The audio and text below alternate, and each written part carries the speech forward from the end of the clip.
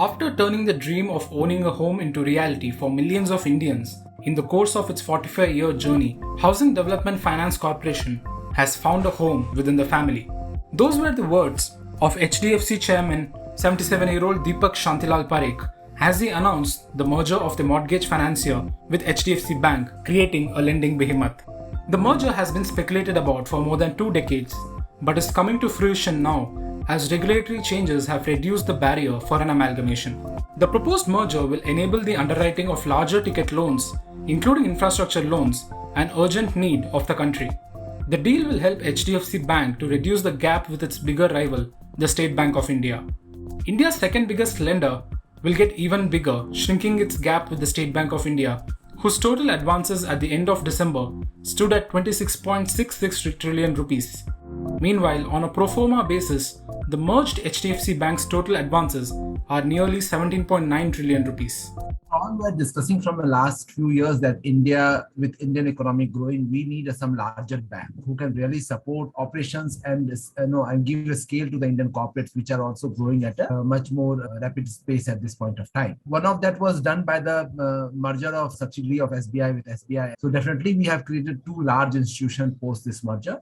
And from the economic perspective, surely it is a good thing to go ahead and do this, because we require a much larger bank to fulfill a need of funding at a much more larger scale. So like you have seen, we have not heard that SBI can go ahead and do the financial closure as a single banker of a project like Navi Mumbai project of Adani.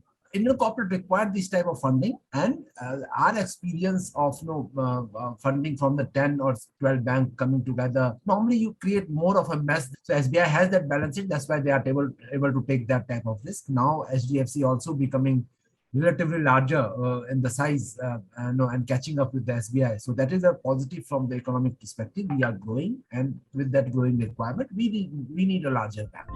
Deepak Parekh joined HDFC as a Deputy General Manager in 1978, a year after it was founded by his uncle Hasmukhbhai Parekh. Not only did he leave a plum job at Chase Manhattan Bank, but also took a 50% pay cut then. Parekh built HDFC into a top housing finance company. Under his leadership, HDFC forayed into areas like banking, asset management, life and general insurance, education finance, and real estate venture capital. HDFC Bank was born in 1994, and Parekh roped in Aditya Puri to lead it. Puri retired as the MD and CEO of the bank in October 2020. Known for his outspokenness, Parekh became the go-to man for policymakers. He expressed his views openly, be it on the policies of the government or the Reserve Bank of India. Parekh also emerged as India's most authoritative voice when it comes to ethics and best practices in banking, making clean business a cornerstone of how the HDFC Group functions. Yeah, so under Deepak Parekh's leadership, like we all know, the HDFC Group has achieved great heights. It's become India's most successful financial services conglomerate. And very importantly, it's dominated virtually every segment that it has ventured into since its inception in 1977.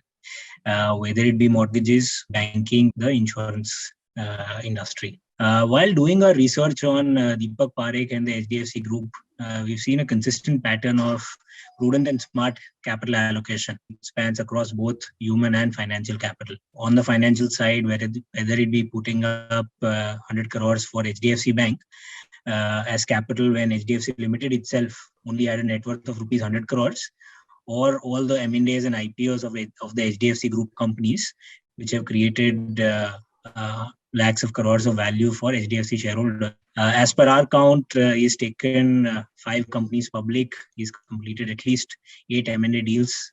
This will be the 9th one. While HDFC Ltd had a brand name, it built a brand name on mortgages. All the other businesses where it has dominated and where it has created a lot of value, it could not have been able to do so without the ability to pick and handpick leaders like Aditya Puri or Amitabh Chaudhary for HDFC Life. Every transaction that the HDFC Group has been involved in has seen a certain degree of fairness for both parties involved, whether it be M&A transactions, IPOs, developing talent in-house or grooming talent, or whether it be getting people from outside.